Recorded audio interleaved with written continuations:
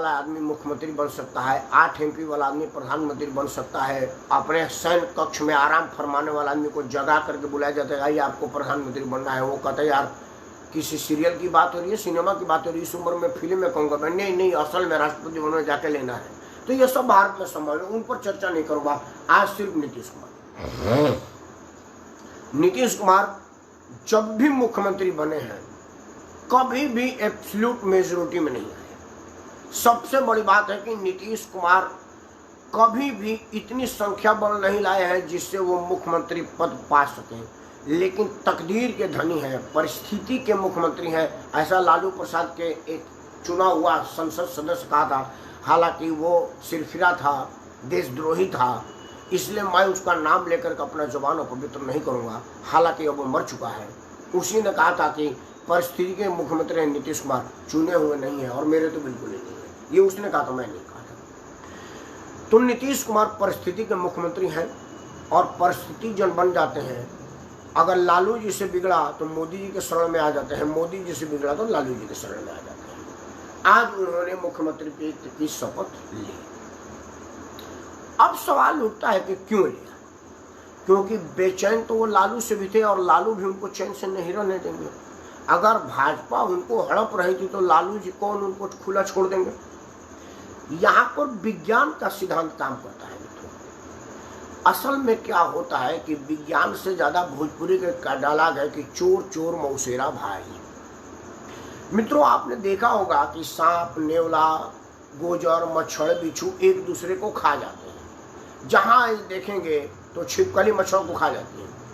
लेकिन अगर बाढ़ आ जाए और बाढ़ में सब डूब रहे हैं तो कोई एक पेड़, कोई टहनी या कोई लकड़ी तैरता हुआ जा रहा है, तो आप देखेंगे कि उस लकड़ी पर नेवला, सांप, मच्छर, गोजर सब बैठे हुए हैं और कोई एक दूसरे को नहीं खा रहा है।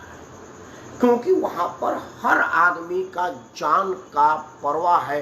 हर आदमी अपने जीवन के प्रति आशंकित होता है कि कहीं मैं इसको खा जाऊं और स्वयं न डूब जाऊं अगर ये लकड़ी मुझसे छूट जाती है। क्योंकि मैं झगड़ा करूंगा, संतुलन बिगड़ेगी, मैं लकड़ी से बाहर हुआ तो नदी में डूब जाऊंगा।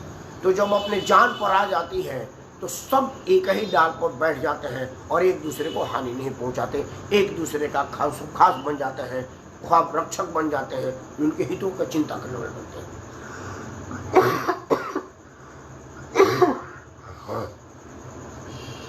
स्थिति बिहार में यही हुई थी। क्या क्या हुआ था मित्रों?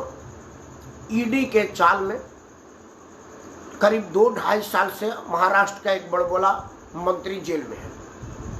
संजय राउत उसके बगल में चले गए हैं ईडी के फेर में।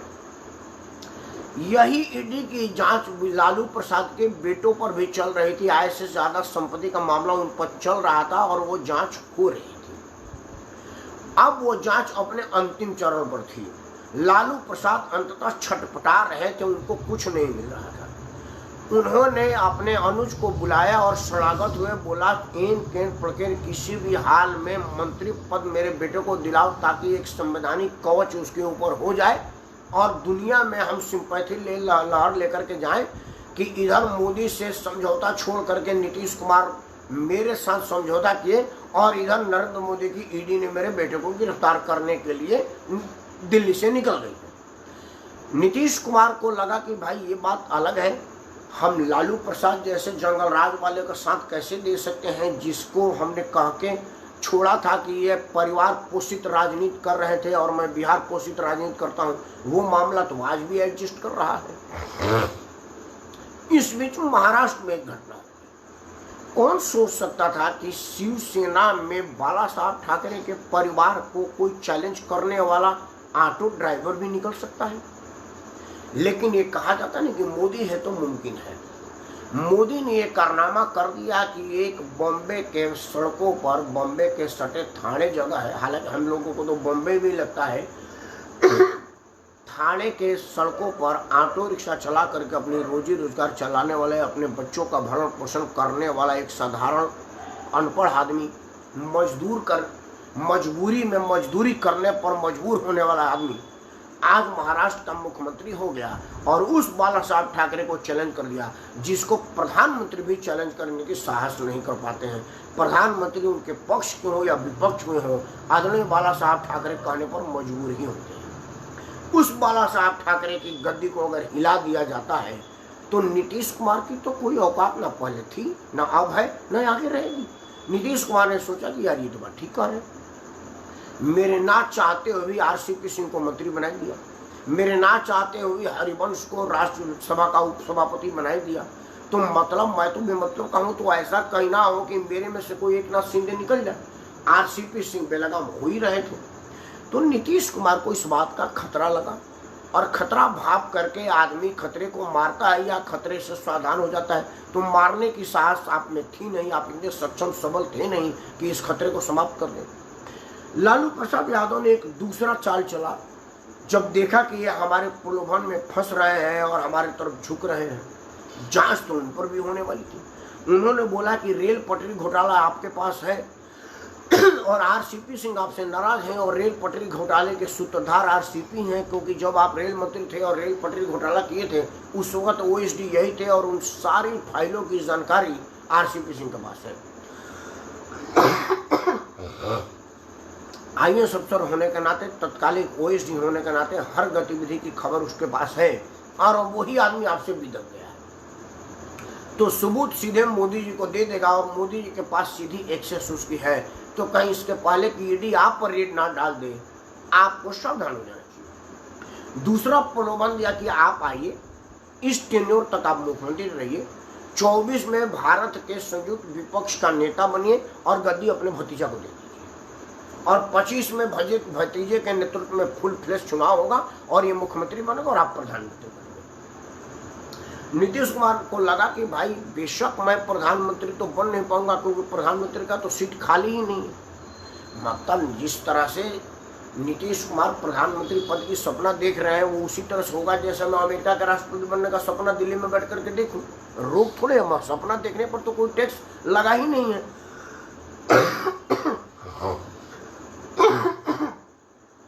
ना तो कोई कानून में अपराध है सपना देखने पर कि मैं सपना नहीं देख सकता, ना तो कोई व्यवहारिक अपराध है कि अब मैं व्यवहारिक अमेरिका का राष्ट्रपति बन। अरे बॉबी जिंदल वहां का राष्ट्रपति बनने का चुनाव लड़ने की तैयारी कर ही गया था ना।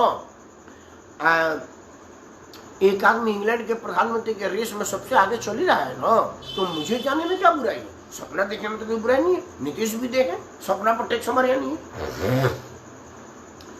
तीसरा और सबसे जो महत्वपूर्ण बात हो रहा था, जब से नरेंद्र मोदी ने अपने स्पेशल दूत को बिहार में उद्योग मंत्री बना करके भेजा, शाहनवाज हुसैन की बात कर रहा हूँ मैं, वो युवा होनहार मुसलमान जितनी तेज गति से विदेश से देश से उद्योगपतियों को बुला करके बिहार में उद्योग का जाल बैठा रहा था, उससे लालू परिवार की चूल्हे हिली। उन्हें लगा कि अगर इस तरह से भाजपा काम करती चली गई तो ये छा जाएगा, और मुसलमान को अगर आगे किया गया तो मेरा एमओआई कॉम्बिनेशन बिगड़ जाएगा। किसी भी हाल में इस प्रगति को रोकना चाहिए, क्योंकि बिहार की अगर प्रगति इस नेतृत्व में हो जाएगी तो भारतीय जनता पार्टी को रोकना मुश्किल हो जाएगा। तीसरा और सबसे महत्वपूर्ण क्या हुआ है आपको पता होगा, हमारे एनआईए को सिमी और एफआई की कनेक्शन का साठगांठ लगा। झारखंड पुलिस का एक रिटायर्ड दरोगा बिहार के भूमि से आईएसआईएस को मजबूत कर रहा था और इस्लामिक स्टेट को लागू करने की गतिविधियों में पाया गया, वो गिरफ्तार हुआ है। और जब उसके निशानदेही पर छापेमारी बिहार के कई जगहों से हुई तो बिहार में स्लीपर सेल का भंडाफोड़ हुआ। और सबसे मजे की बात है कि वो स्लीपर सेल भारत के बहुत प्रतिष्ठित बिहार में नामजद राजनीतिक दल के सक्रिय सदस्य निकले, और उनकी पहुंच बिहार के मुख्यमंत्री तक थी और विपक्ष के नेता तक थी। अगर ये जांच एजेंसियों के बाद खुल जाता और इन बातों को पता चलता तो बिहार के मुख्यमंत्री का जगहसाई होता कि वो पीएफआई और आईएसआई जैसे संगठनों के लोगों को पालते हैं। इसके पहले अहमदाबाद के गुजरात के अहमदाबाद में एक आतंकी मुस्लिम महिला को उन्होंने बिहार का बेटी बता ही दिया है। इस बेटी के वंशज और भी सारे पकड़े गए थे।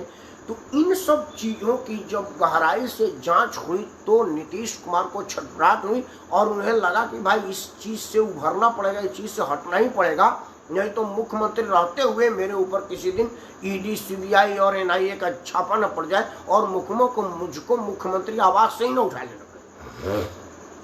क्योंकि जब एनआईए के पास पुख्ता सबूत आ जाएगा तो वही नहीं देखेगा कि आप संविधान के किस सीट पर बैठे हुए हैं। जब कैबिनेट मंत्री उठ सकता है तो आप किस खेत की मूड़ी हैं।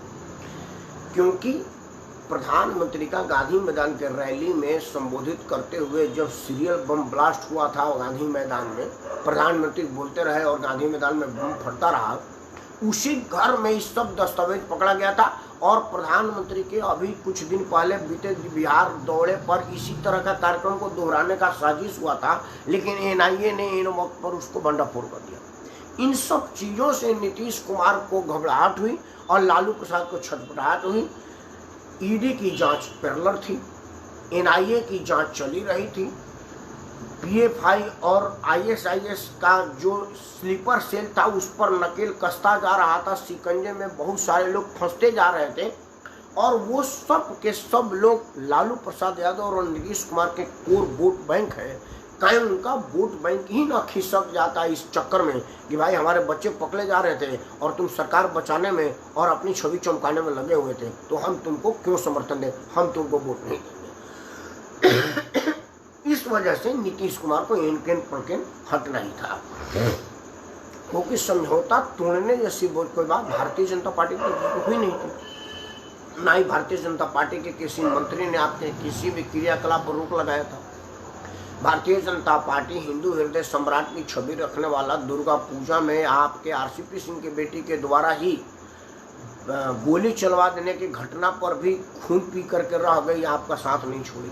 भाई समझौता है, गठबंधन को तोड़ने की जिम्मेवारी मैं अपने ऊपर नहीं ले सकता। बिहार के शेल्टर हाउस में बच्चियों के साथ किस तरह की कुकृत्य हुआ और क्या क्या घटना हुआ उस पर अब पिक्चर भी बनने वाली है, हमारा एक दोस्त बना रहा है और उसमें आपके ही पार्टी के लोग संरक्षण पाए गए और आपकी खुद की विधायिका और उसका पति उस लड़कियों का दोहन करता पाया गया, तब भी आपको खुली छूट दी गई, गठबंधन नहीं तोड़ा गया। इतनी बड़ी बड़ी महापापों को भाजपा ने बर्दाश्त किया और आपको कुछ ना होने को अभी मुख्यमंत्री बनाए रखा, तो आपने समझौता किस शर्त पर तोड़ा, कैसी नुकसान आपको हो रही थी, बिहार की जनता तो ये पूछेगी।